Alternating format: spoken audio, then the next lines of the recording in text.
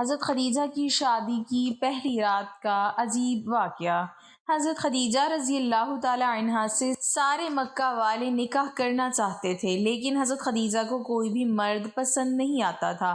آخر ایک دن جب ان کی نظر حضور صلی اللہ علیہ وسلم پر پڑی تو حضرت خدیجہ نے بسم اللہ الرحمن الرحیم۔ حضرت خدیجہ کا تعلق قبیلہ قریش کے معزز اور اعلیٰ نسب اور صاحب ثروت خاندان سے تھا۔ آپ رضی اللہ تعالی عنہ کے والد اپنے قبیلے میں بہت اعلیٰ حیثیت کے مالک اور صاحب ثروت تھے۔ آپ رضی اللہ تعالی عنہ حسن و سیرت، ذہانت و متانت، شرافت و دیانت کی وجہ سے طاہرہ کے لقب سے مشہور ہوئیں۔ حضرت خدیجہ رضی اللہ تعالی عنہ کی 2 شادیاں ہو چکی تھیں۔ بعض تاریخ کی کتابوں میں 3 شادیوں کا بھی ذکر ملتا ہے۔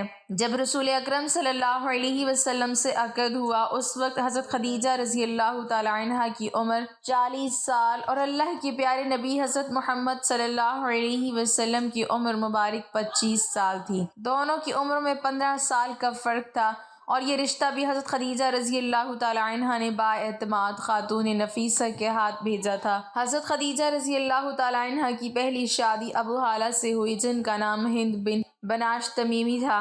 بعض روایات سے یہ بات بھی سامنے آتی ہے کہ ہند کو مقام صحابیات بھی حاصل ہوا۔ انہی دنوں حرب الفجار نامی جنگ بھی شروع ہو گئی۔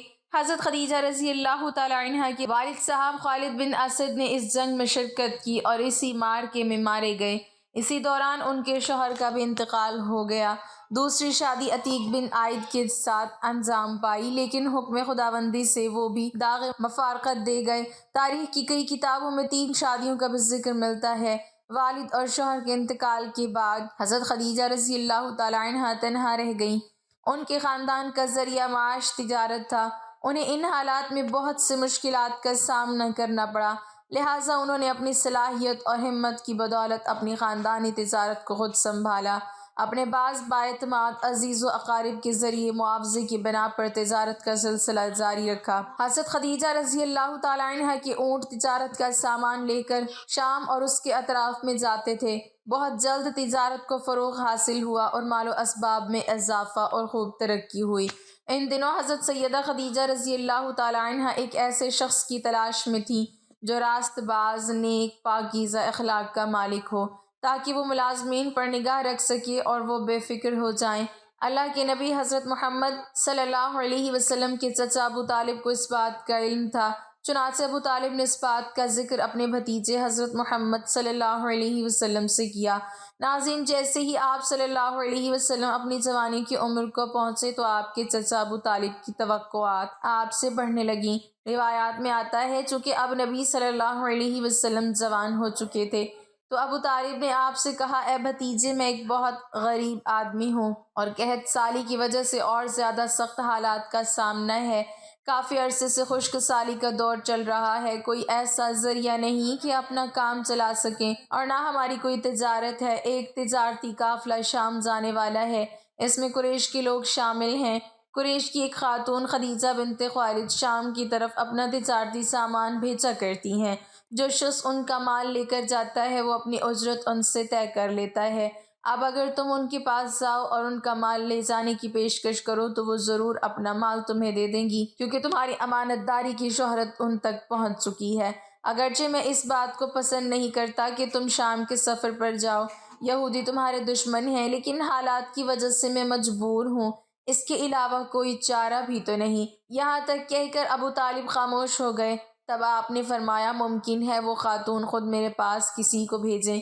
یہ بات آپ نے اس لیے کہی تھی کہ سیدہ خدیجہ رضی اللہ تعالی عنہ کو ایک بااعتماد آدمی کی ضرورت تھی، اور اس وقت مکہ میں آپ سے زیادہ شریف، پاک باز، امانت دار، سمجھدار اور قابل اعتماد آدمی کوئی نہیں تھا۔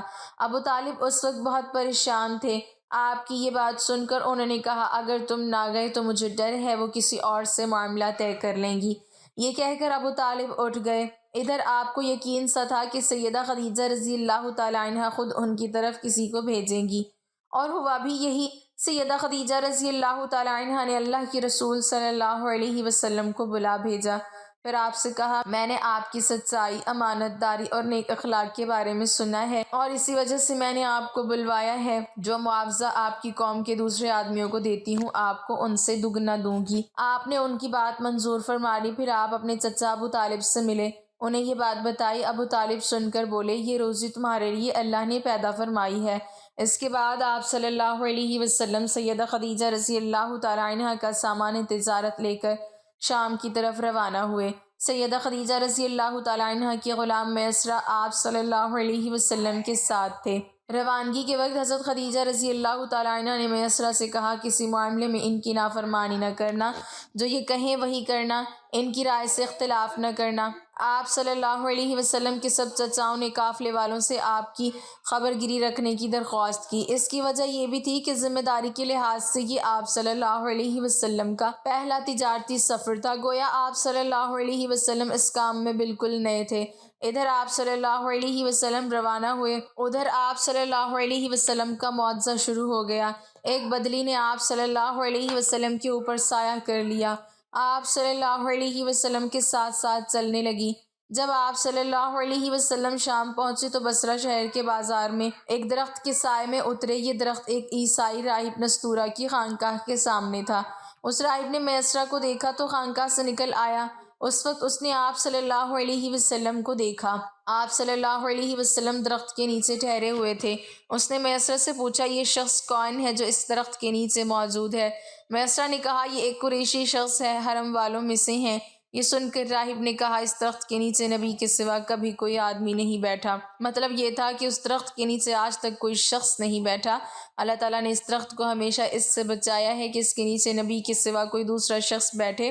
اس کے بعد اس نے میسرہ سے پوچھا کیا ان کی آنکھوں میں سرخی ہے؟ میسرہ نے جواب دیا ہاں بالکل ہے، اور یہ سرخی ان کی آنکھوں میں مستقل رہتی ہے۔ اب نستورہ نے کہا یہ وہی ہے۔ میسرہ نے حیران ہو کر اس کی طرف دیکھا اور بولے کیا مطلب یہ وہی ہیں؟ کون وہی؟ یہ آخری پیغمبر ہیں۔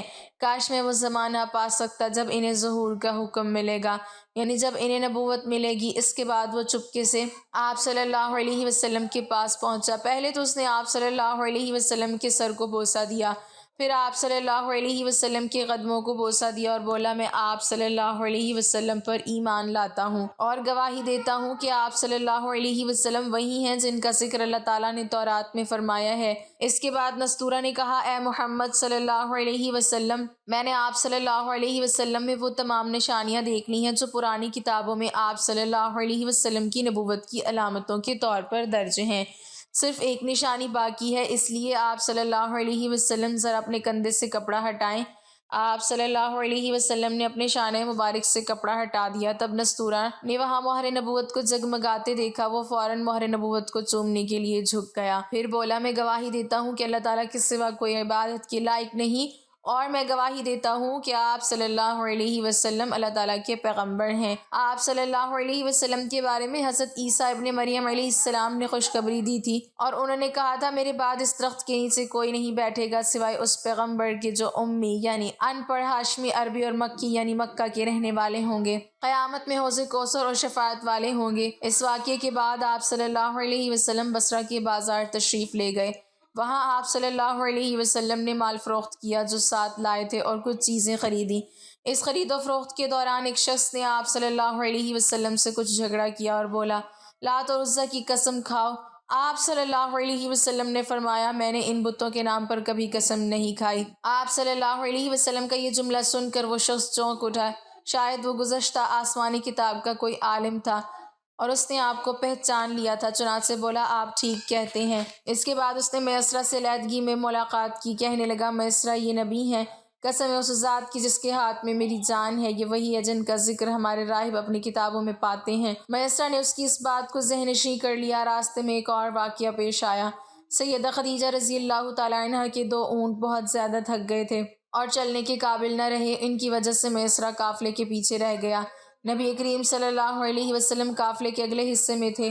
میسرہ ان اونٹوں کی وجہ سے پریشان ہوا تو دوڑتا ہوا اگلے حصے کی طرف آیا اور اپنی پریشانی کے بارے میں آپ صلی اللہ علیہ وسلم کو بتایا۔ آپ صلی اللہ علیہ وسلم اس کے ساتھ ان دونوں اونٹوں کے پاس تشریف لائے، ان کی کمر اور پچھلے حصے پر ہاتھ پھیرا کچھ پڑھ کر دم کیا۔ آپ کا ایسا کرنا تھا کہ اونٹ اسی وقت ٹھیک ہو گئے اور اس قدر تیز چلنے لگے کہ قافلے کے اگلے حصے میں پہنچ گئے۔ اب وہ منہ سے آوازیں نکال رہے تھے اور چلنے میں جوش و خروش کا اظہار کر رہے تھے۔ پھر قافلے والوں نے اپنا سامان فروخت کیا۔ اس بار انہیں اتنا نفع ہوا کہ پہلے کبھی نہیں ہوا تھا۔ چنانچہ میسرہ نے آپ سے کہا، اے محمد، ہم سالہ سال سے سیدہ خدیجہ رضی اللہ تعالیٰ عنہ کے لیے تجارت کر رہے ہیں، مگر اتنا زبردست نفع ہمیں کبھی نہیں ہوا جتنا اس بار ہوا ہے۔ آخر قافلہ واپس مکہ کی طرف روانہ ہوا۔ میسرہ نے اس دوران صاف طور پر یہ بات دیکھی کہ جب گرمی کا وقت ہوتا تھا اور نبی کریم صلی اللہ علیہ وسلم اپنے اونٹ پر ہوتے تو دو فرشتے دھوپ سے بچانے کے لیے آپ صلی اللہ علیہ وسلم پر سایہ کیے رہتے تھے۔ ان تمام باتوں کی وجہ سے میسرہ کے دل میں آپ کی محبت گھر کر گئی اور یوں لگنے لگا جیسے وہ آپ کا غلام ہو۔ ناظرین کہتے ہیں کہ آپ صلی اللہ علیہ وسلم دوپہر کے وقت مکہ میں داخل ہوئے۔